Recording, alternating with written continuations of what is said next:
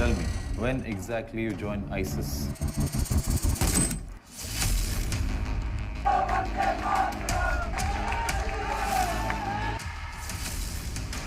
Love जिहाद पर बनी फिल्म द केरल स्टोरी तनाज़े में है। फिल्म पर बैन लगाने की मांग की जा रही है। मुल्क की सबसे बड़ी अदालत सुप्रीम कोर्ट में समाअत भी हुई, लेकिन कोर्ट ने मांग ये कहकर खारिज कर दी कि ये हेट स्पीच का मामला नहीं है और फिल्म को सर्टिफिकेट भी मिल चुका है। केरल के लेफ्ट डेमोक्रेटिक फ्रंट और कांग्रेस ने फिल्म पर हेट स्पीच को बढ़ावा देने और ऑडियो विजुअल प्रोपेगेंडा होने का इल्जाम लगाया था। दरअसल फिल्म के ट्रेलर में दावा किया जा रहा है कि केरल से 32,000 लड़कियां गायब हुई थी।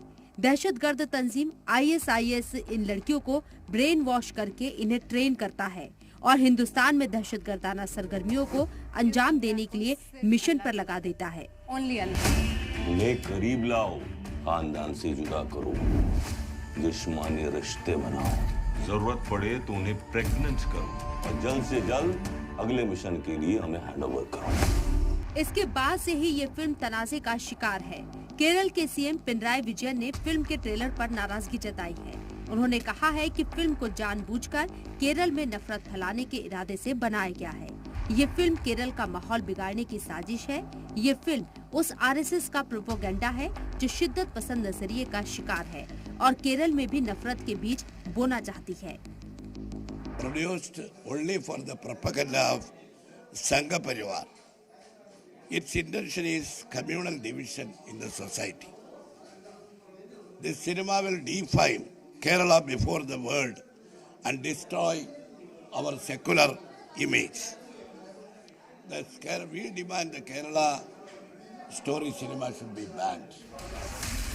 जबकि फिल्म मेकर ने दावा किया है कि ये पूरी फिल्म सच पर मबनी है, जिसमें लव जिहाद, दहशतगर्दाना तंजीम और मजहब तब्दीली जैसे मुद्दों को दिखाया गया है। फिल्म में दिखाया गया है कि हजारों लड़कियों का किस तरह कन्वर्जन किया गया। फिल्म में पहले दावा किया गया कि 32,000 लड़कियां केरल से गायब होकर ISIS में शामिल हुई हैं। मामला बढ़ता देख अब ये तादाद महज 3 पर सिमट आई है।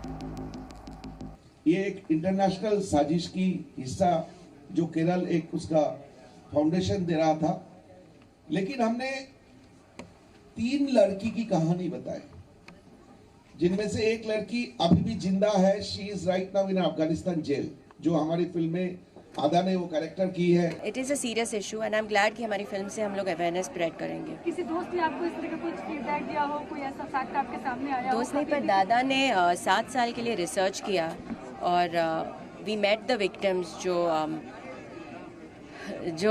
आपने देखा फिल्म में, वो लड़कियों से who went through this in real life, हम लोग मिले उनसे और उनकी एक्सपीरियंसेस सुने। तो एक मुस्लिम तंजीम ने द केरल स्टोरी फिल्म में लगाए गए इल्जामात को साबित करने पर 1 करोड़ रुपए का इनाम देने का ऐलान भी किया है।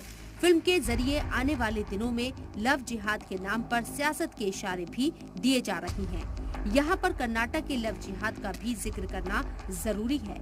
जब कर्नाटक हाई कोर्ट ने लव जिहाद तहरीक की जांच के लिए कर्नाटक के DGP की लीडरशिप में SIT बनाई थी, तब कर्नाटक की SIT की रिपोर्ट में कहा गया था कि 24 टीमों को कर्नाटक के सभी जिलों में भेजा गया, लेकिन लव जिहाद का कोई सबूत नहीं मिला।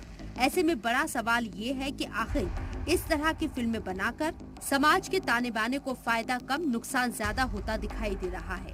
जी मीडिया के लिए दिल्ली से नदीम अहमद की रिपोर्ट।